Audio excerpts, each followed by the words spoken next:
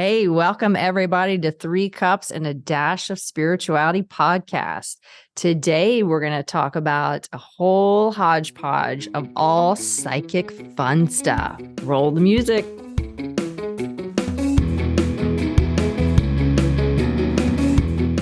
Hey, welcome to the Three Cups and Dash of Spirituality podcast.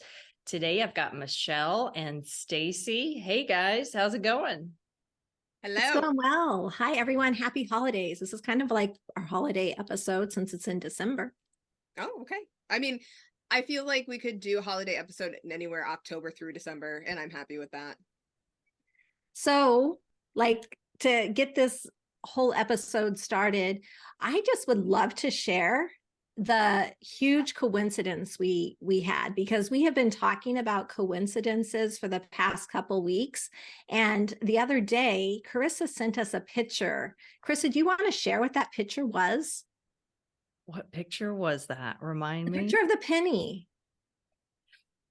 What? Where did I get? Was this not impactful for you? Like, I thought this was a really cool connection between the three of us. I did too, but apparently Carissa's like, nah, guys, it doesn't matter. Oh my God, seriously, my brain. Remind me. Okay, Stacy, do you want to remind, or do you want me to remind? Well, Carissa, you started off the day one day sending us a picture of a penny that you found. I believe I can't remember where you were, but it was heads up. And you were like, it was just kind of a cool coincidence, as it were. And you sent both Michelle and I the picture, and then Michelle had the same experience several hours later, and I'm going to let you share your portion of it, but then I did as well.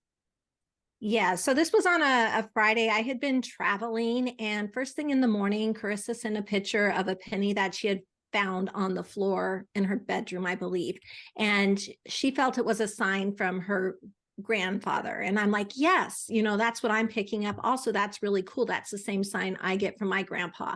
So about an hour later, I opened up my suitcase, and I shit you not, there is a single penny, like when I unzip it, sitting right there on top of all my clothes. Where did the penny come from? I don't know, but I thought it was pretty cool. So we both synced into the penny story. And then Stacy, what happened for you? I was getting out of my Jeep, and I looked down, and I had a penny sitting there waiting for me, right on the floor, heads up. And I just I'm looking at our text messages, and there are three pictures in order. I have the Jeep floor, and then I have Michelle's suitcase, and then I have your hands, all three in a row holding a penny, all heads up. Which I remember now. Yeah. When one person has an experience, they for some reason share it, and then the two of us also have the same experience within a short amount of time. That's pretty cool. It felt very on path. We all felt very supported in what we were doing on this journey with this podcast and this friendship. So I thought we could start off the episode talking about that. Well, we were definitely going through some ideas and stuff like that for the podcast too. So it felt very succinct that all three of us in the same day had that hey, yep, way to go, you guys have got this kind of sign. Just warm and fuzzy. Yeah, it really was. So you remember it now, Carissa. We're all connected. We are all connected. And as everybody knows, we just came off Sallie House November. I don't know what else to call it, because 3 episodes, 3 Sallie House episodes. How are y'all feeling about that? Well, it didn't affect me at all. I just got to listen to all your stories. I'm ready to talk about the Driskill. Okay, well, we'll get to the Driskill. I just wanted to wrap up a couple things on the Sallie House, because it is actually still reaching out to me. I haven't been able to. Really? Yeah, it is. I haven't been able to completely shake it from my nervous system yet. And all these little signs and synchronicities, I'm a little bit over it, but it was really cool because Stacy did help me in a Reiki session, work on cutting some of those cords. So that's going on for me. Also, when we went into the Sallie House to have the spiritual experience, I in no way thought that meant there would be a murder component to it, or a person in there associated with murder. And so the three of us have talked about it, and I don't know when it's going to be, but sometime in the near future, we're going to talk to you about the Clutter family, let you know who they were, what the complete story is. There's a lot of twists and turns. One of the big twists and turns, and I really wanted to mention this because I got to watch the movie last night, is there is a movie called Infamous, and it was released in 2006, and it is based on Truman Capote's experience working with these killers as he wrote his book In Cold Blood. And there are fascinating twists and turns there, because here you have Truman Capote, who is connected to the Queen. He's connected to Humphrey Bogart. So he's getting all these messages from them, yet looking for his inn in Kansas to be able to talk to these killers and how to work with them. And the story is absolutely fascinating. So I wanted to put that out there in case you're interested in watching it. Can I ask a question? Why was Perry and this other guy so famous? I think it was really based on Truman Capote's book. It was the first true crime genre book, and it happened back in 1965. Okay. I actually think I've read the book, and I'm trying to remember when, but I mean, I tend to read very quickly. So I know my dad had it. So this is actually, we're going to say probably over 10 years ago, where I snagged it from him. And I know I think I read it very quickly. Yeah, it's very well written. It's written from the perspectives of the different people in town and what they were experiencing. I thought it was a really good book because I've done that rabbit hole dive. I've done that rabbit hole dive big time. So that's probably why I can't shake this whole experience yet. And there's way more to the story too, it sounds like, which is really cool. There's way more. I feel like So there always is, isn't there? There always is. And it is kind of leading us down this trail too. We talk again about coincidences. We were at the Sallie House. We had this experience, and we decided, because Carissa has fallen in love with it, but she's not the only one. I really enjoyed the experience. So looking forward to the next one. We've been talking about our next location. The Lizzie Borden house is really high up there, but we did get a pool to another house. And the way those coincidences came through were kind of amazing. So I would throw it to Carissa if you remember how they came through. I don't remember. I do remember the not Izzy Borden house. I do remember that. There is this other house. There's an axe murder. And I think Bonnie was like pulled to it or something. Yeah. So Bonnie, as you remember, she was pulled to the Sallie House. And a couple of weeks ago, she sent Carissa and I a message about the Velasca, I don't know how you say it, axe murder house in Iowa. And when I got that message, I was like, oh my gosh, that's really weird, because I've been thinking a lot about Iowa lately, because that's where my mom's from, and she was getting ready to celebrate a big birthday.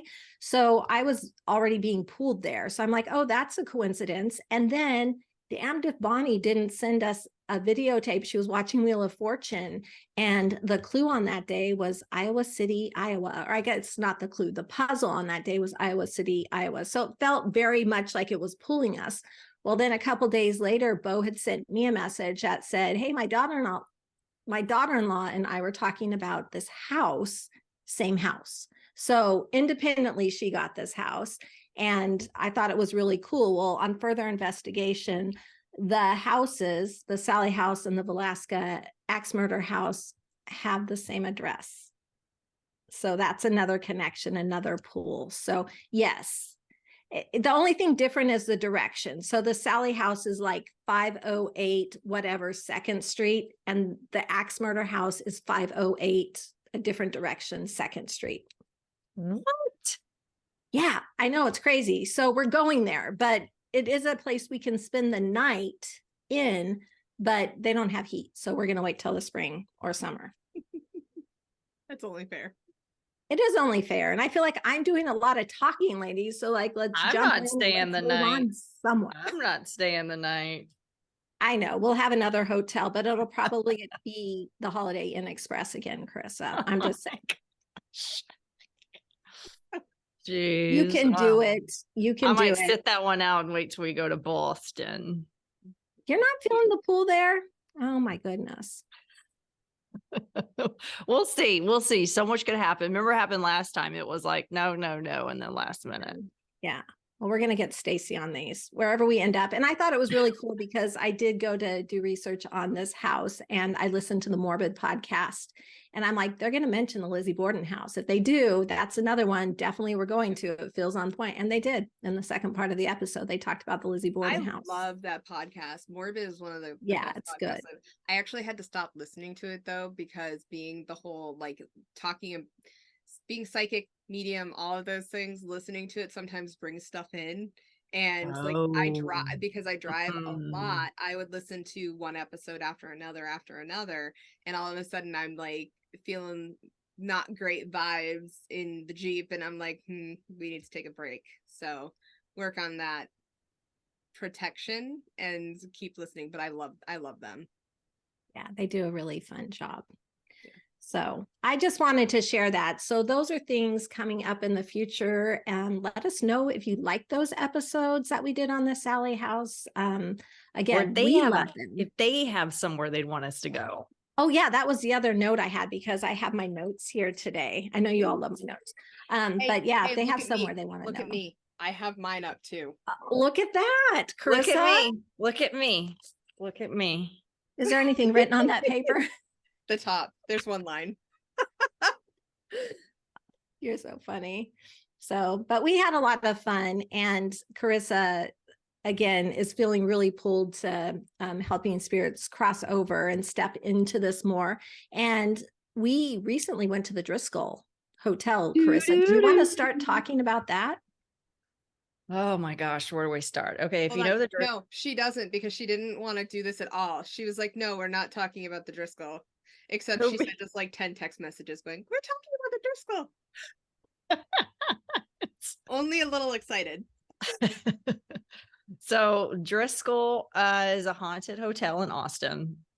And I said, Michelle, I need another adventure. And she's like, cool, I'm there. Let's do it. And let me tell you, I stayed in the supposedly the most haunted room, but the whole hotel's haunted. Come on. I mean, it's just, and what was it, 525 or something I stayed in, whatever. Anyway, we got all of our stuff. We've got some stuff to show the listeners, except I did not get the ball moving, and I'm sure it's on the footage, but it's like a few hours and I just don't have time to go through everything. But the Driskill, if you want an experience, it's like a train station. That is what it felt like. It is. And it was reaching out to you, Carissa, before you arrived. If you remember that dream you had or that vision you had of the vultures, do you remember? Oh, that was weird. That was very weird. Strange. And when we got to the Driskill, we're not shy about interviewing staff and people who frequent the location a lot. And we did have a waitress who was talking to us and randomly said her favorite bird is a vulture. That's right. Did I tell you that, Stacy? I'm sure I did. Okay. So remember when you guys were there, you kind of brought us into the experience because we all hopped on Zoom, that's right, session with you, which was really cool. And I will say, like, even though I wasn't at the Sallie House with you guys, being, having the ability to like be on Zoom with you while you were at the Driskill, I could feel the difference between the two. The Driskill actually felt very calm, like not as heavy of an energy, and kind of lighthearted, so to speak. Whereas when you were at the Sallie House, it felt very heavy, like walking, like you guys said, walking through mud. So yeah. And that is true. When I walked into the Driskill, I didn't have any fear. I didn't step immediately into any fear. It did feel lighter. It felt completely different. And I was shocked that two different places. I just figured you'd walk in and you'd feel the same, but no, not at all. So this time, Stacy, I brought a thermal camera and I sent you an image. Won't have to go in it just yet. So you can see how when you see a human and then you can see something there. Yep. Progressing through the night. Well, right when we got there, we walked in and the pillow fell over. And these are big, heavy pillows, and we kept pushing on the bed. And the wait staff said that normally happens. And you really can't push them over. We had gone into the most haunted room. The story behind that is two brides in the past had stayed there. Two brides had killed themselves in that room. And we were in there just talking. And, the four pillows were leaned up like this. And you're leaned back. It fell forward and shocked us both. Of course, we didn't think to have our cameras out because we had just gotten into the room. And I crossed over a little girl. She was like pulling on me. And was this right after the ball moved? And I'm sorry, guys. I wish I would have gotten it. We have a ball that lit up. Was that right after the ball lit up before she came, or when I was like trying to talk with her? No, what happened is we had arrived at the hotel. We went downstairs to have a drink. We were talking to our server, and he actually showed us footage that the hotel camera had picked up, like movement in that area. We ate dinner, we went upstairs, and then we reached out to Stacy and Bo and Bonnie. We all did a Zoom call and brought them into the experience. But then we had a ghost hunt to go on. And so I think the ball happened, and then we went on the ghost tour. It wasn't a hunt, it was a ghost tour. And the scariest thing about that tour is downtown Austin at night. Like, I was terrified of the crime there. I felt not comfortable. It's actually better versus a couple years ago, but yeah, they're the homeless. It's really sad. The drug. Yeah. I mean, and that's pretty much every big city. But then we came back to the hotel, and the guide, because we told the guide we did not want to wander the streets anymore. Could we just go to the hotel and have the rest of this conversation? She's like, sure. So Carissa ran up to her room and she came back. She's like, oh my gosh, something's there. It's already pulling at me. Like, it's in the room. And so we finished with the lady. Then we went back upstairs. And then I think that's when the ball happened. And then the crossing over. So there was supposedly a little girl. I can't remember her name. Samantha Houston. Look at that. My brain's working. Samantha Houston. And she was playing with the ball and she fell down the stairs. And this little girl, I don't know if this is connected. It's just too coincidental, or it's a coincidence. The ball moved and I see her and she's pulling on me. And here's one ethical thing I wanted to talk about. And then you guys talk about too, an experience of where you helped a spirit transition back home, is that, I was sitting there and I was talking with her, but I was also asking her, can you do something else? And then ethically, I was like, I can't do that. I just can't keep asking her. Like you wanted her to light up a ball or knock the pillow over or something again. Yeah. So that didn't last long. Well, I think that gets to a point where you feel like, am I using you before I help you? When it's kind of like, people donating big sums of money, but wanting it on camera for good PR. That was a good analogy. It feels gross because you're like, hold on, you're obviously having a hard time. I'm going to give you $100, but I want to record it so people see me doing it. It just doesn't come across the same. That's so I get what you're saying in that sense. So yeah. And then I held space and Michelle crossed her. She's like, Michelle, I think you need to have this experience. And so you did a wonderful job walking me into it. I feel like we both crossed her because it was with your assistance. I was able to. It was, I very rarely have little kids. Let's just say that. So did you feel the difference after you had crossed her? So let me rephrase that a little bit. Could you feel the energy kind of shift from one thing to another? And what did it feel like on both ends? For me, no. Because this hotel, it just felt like it's transitional. It's in and out, in and out. The Sallie House was heavy. And when things changed, it was just light. Mm-hmm. With this little girl, all of a sudden, she's not pulling on me. Like a 4-year-old, when you have a 4-year-old kid and they're like pulling on your clothes, Yep. So all of a sudden then that's gone. But no, for me, no change in the air. What about you, Michelle?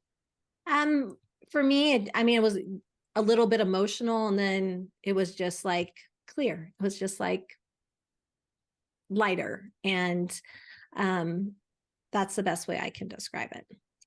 I have noticed lately, and I don't know if you ladies can confirm or deny this, that when I've done any crossing over work of any sort or transitioning work with spirits who are kind of stuck on the side, it's very quick and very like when I get anything that comes through, they're ready to go. They just need somebody to hold space or kind of like, I'm going to say, open a door for them. And it's so quick that it's like, oh, okay, okay. Yeah, I used to get stuck in my head. Like I was making it harder versus working with my guides, the other side, source, God, however you want to call it, to help me while I'm holding space and working with them to help me guide them to where they have to go. And then it's just pretty quick. And then there was a man that woke me up in the middle of the night, though, where this is very rare too. I don't hear them on my outside. And that night he did. And I was just like, go away. I'm tired. And when I went back to my room, and it was quite late, I will say that fear that I didn't have walking in had started to creep back in. And I find it really interesting that I didn't have any fear until the guide put it in my mind.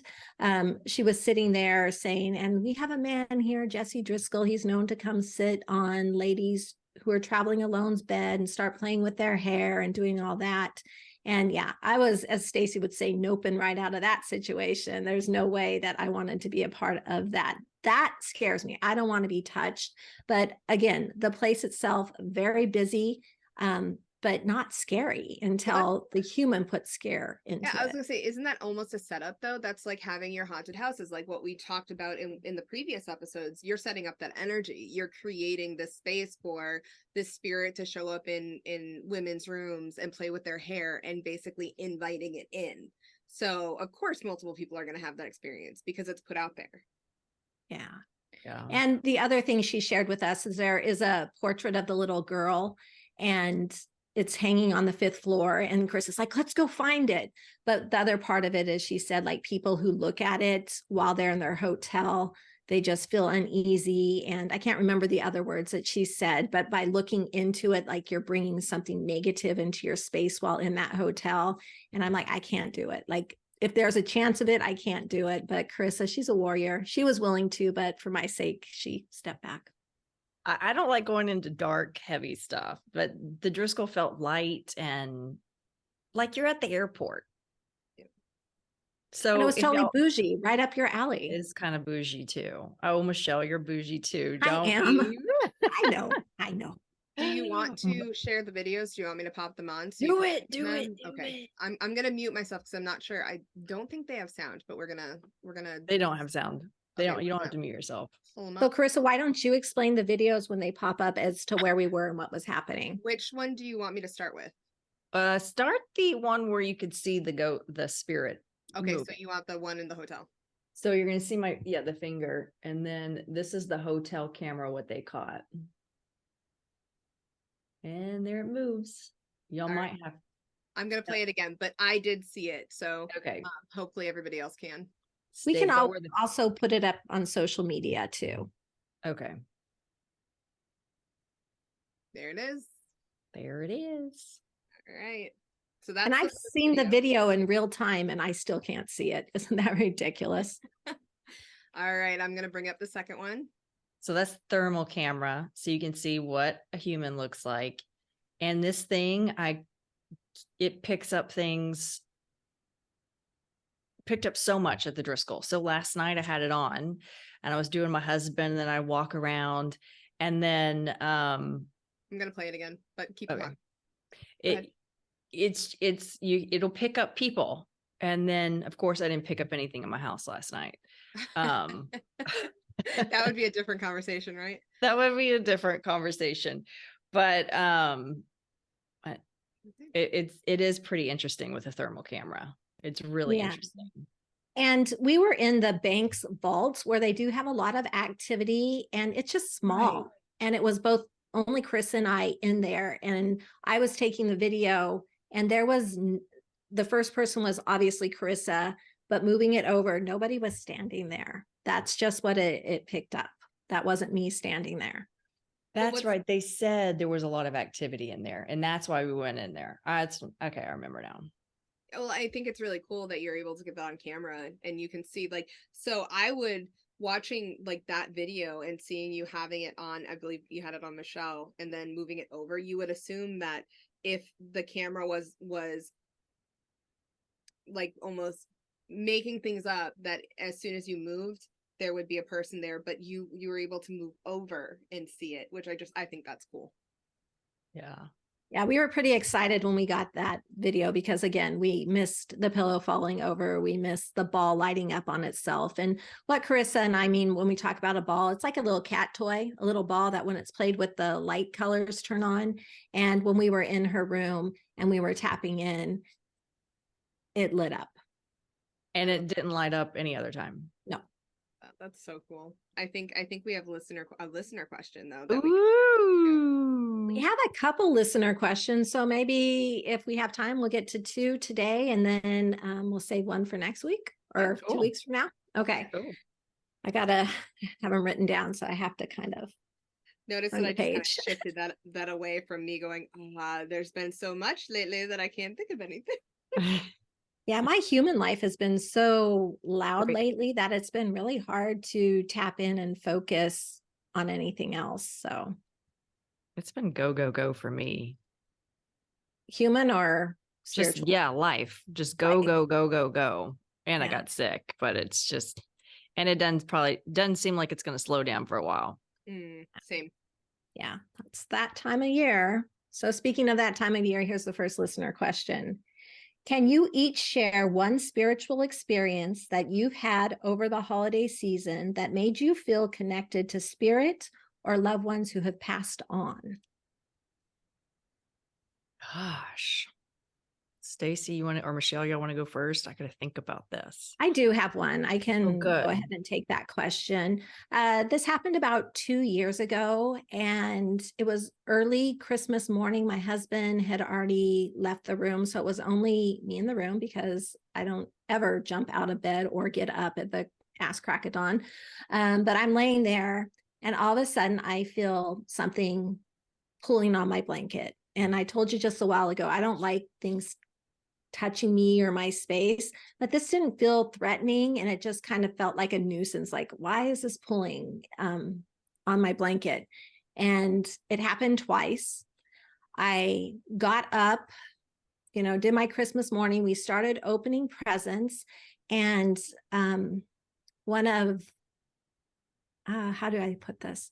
So somebody who was at our house received a present from their daughter, and it was a homemade quilt that represented a loved one that had passed within the last 5 years. And so at that point, because I've never had anything pull on my blanket since, it just really felt like it was a message from him letting us know he was there with us on that Christmas, and that when that blanket was received and the emotion that came through it, that he was also there with it. Oh, that's a sweet one. Yeah, it was really sweet. And it really made like that day extra special, just knowing we're being looked over, and they're messing with me a little bit, but that's okay. I love that. That is so sweet though. How about y'all? The only one that I can think of happened on Halloween, but I guess that's still a holiday. And it's just, I think when I was a teenager, before I really started stepping into my psychic abilities and it was just playing, I remember playing with the Ouija board, which I strongly advise against, because I had no idea what I was doing. And we had multiple experiences with spirits coming in and like dropping stuff and like letting us know that they were there, and moving things like in the room. And it took me a few days to get over it and decide it wasn't real, even though it definitely happened. But that is the only like holiday experience that I can remember. They're having fun with you.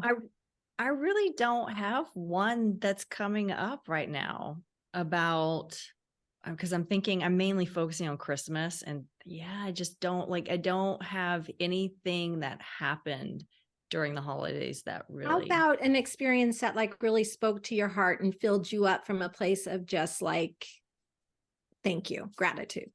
I think I won the story, so I apologize if you've already heard it. I think it's the time after my grandfather passed. That's why the pennies and sometimes dimes, it always reminds me of him because they're always in random, strange places. And my mom had texted me and said, "Oh, we just keep finding $5 bills everywhere." And I know it's dad, my grandpa. And I was going on a walk and I said, you know what? All I'm getting is damn pennies. You know, I want some money. And shit, you not, found a $20 bill within a few minutes that's not on the driveway, not on the sidewalk. And I looked down and there's no one to go give it to, right? It's not connected to a house. And I was like, okay. So I texted mom, how many $5 bills? Around $20, $25. So that filled me up and made me feel like, okay, you are listening to me. I feel heard and validated, and I feel like you're here with me. Yeah, just giving that gratitude back and just being thankful for the experience, I think is what the holiday season is about, like in the human realm and beyond. And to know they're watching out with us or watching out for us and that we're still connected is awesome. So you said one that fills us with joy. Yeah. What about one that made me laugh? Oh, Laughter is joy. Okay. So I was getting somebody was practicing a reading on me. I think it was last week. And the human end sometimes comes up, and I've had a lot of self-doubt lately about some things that are shifting in my life. And this reader said, I'm getting this like grandmotherly feeling coming through. And the grandmotherly feeling says that you're going to recognize her and know who she is. And as Carissa says, I shit you not, I immediately thought of my great-great-grandmother, who was initially one of my guides. And I like closed my eyes for a moment. And she was standing in front of me holding a wooden spoon. why? Because I was standing in self-doubt, and she was one of those, I'm gonna whack you. I'm gonna pop you. Oh, that is funny. It was good. And I was like, all right, stepping back, so it was pretty good. Yeah, no, that is a great story. Thank you for sharing those. Do we have time for one more question, or should I push it to next week? I mean, we can open up with it next week. Well, thank you both for sharing those questions. And I think that's a beautiful place to end this episode on. I know everybody's busy with the holiday season. So Stacy? Stay classy. Stay sassy. And stay badassy. Until next time, happy holidays, everybody. Take care of yourself. Bye. Bye.